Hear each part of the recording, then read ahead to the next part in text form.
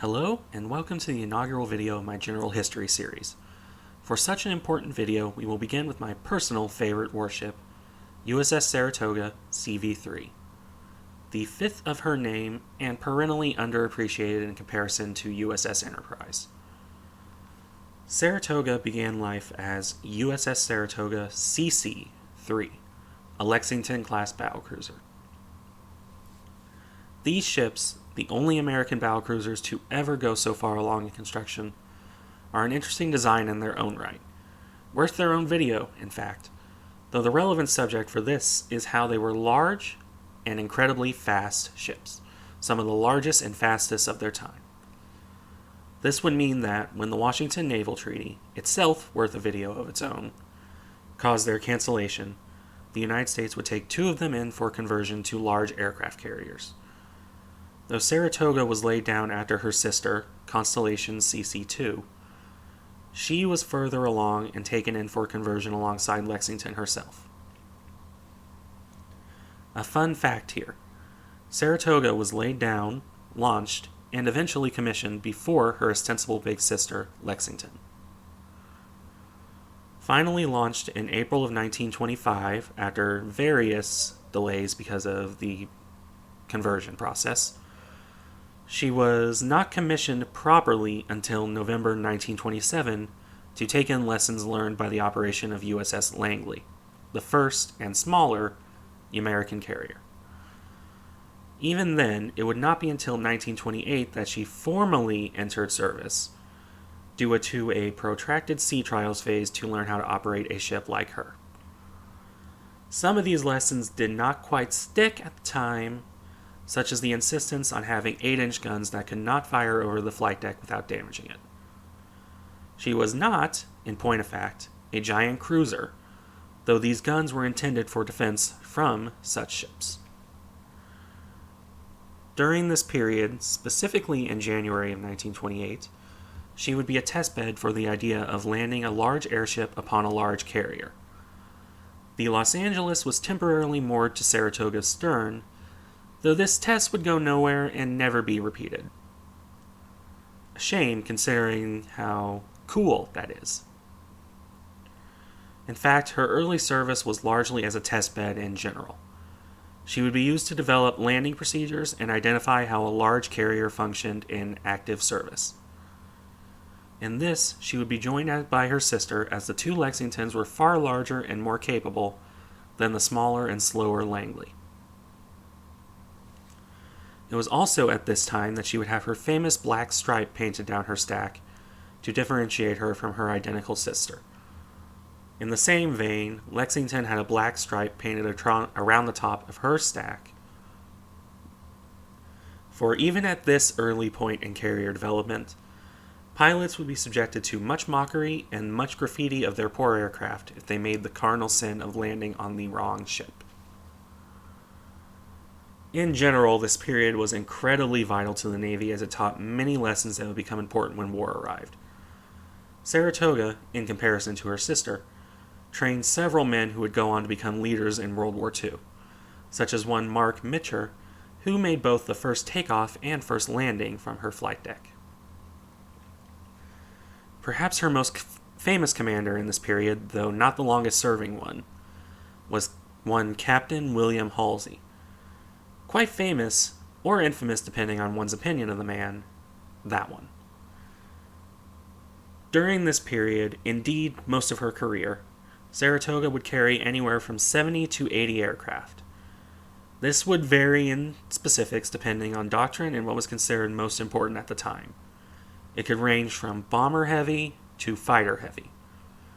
In fact, she and Lexington would pioneer another future feature of American carriers, in that they carried spare aircraft fully assembled from the ceiling of their hangar decks.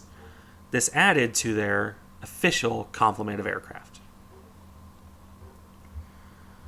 During the 1930s, she and Lexington would spar with each other, and occasionally serve together, in the USN's fleet problems.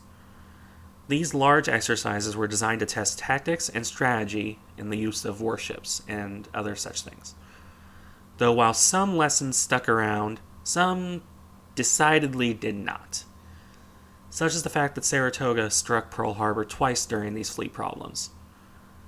Would have been nice to pay attention to that, eh, Navy?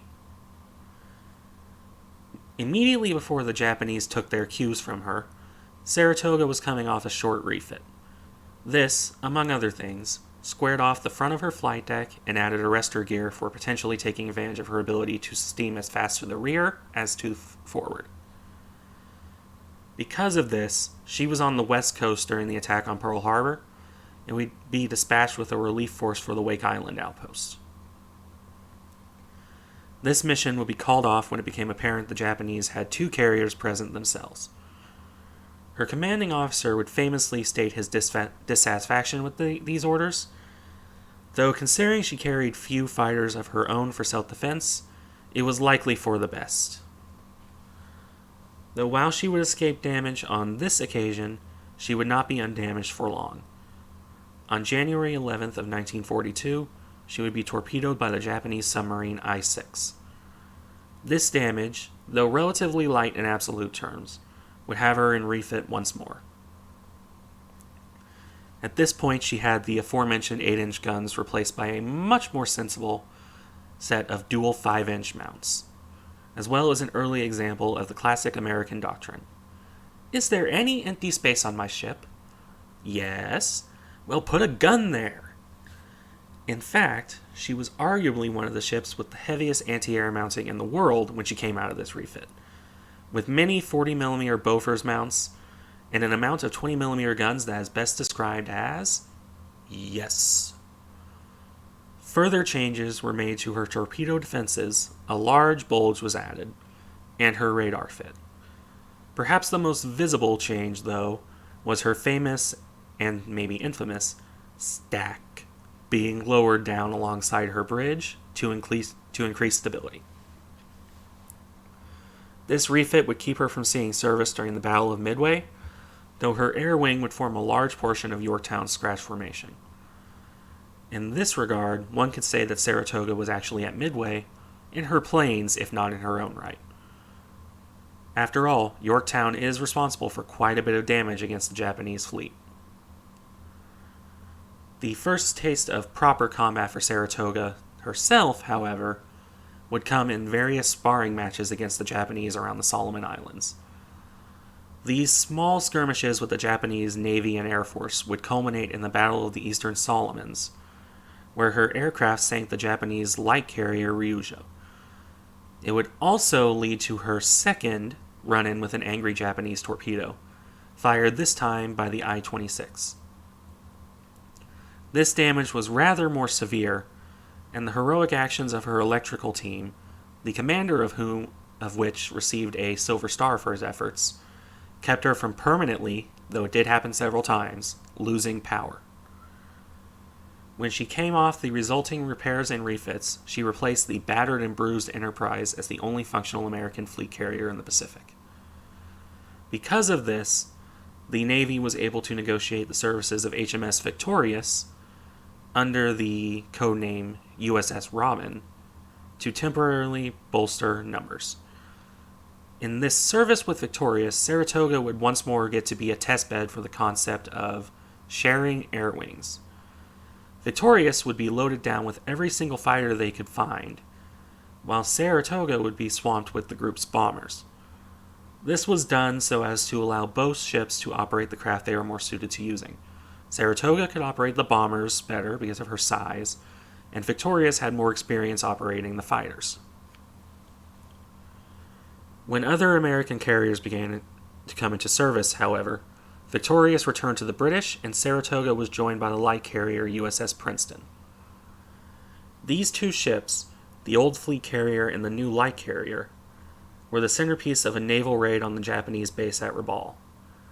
This raid would cripple multiple Japanese heavy and light cruisers, and is credited by some, including Admiral Halsey, as neutering Japanese naval actions at a critical point in the Solomons conflict.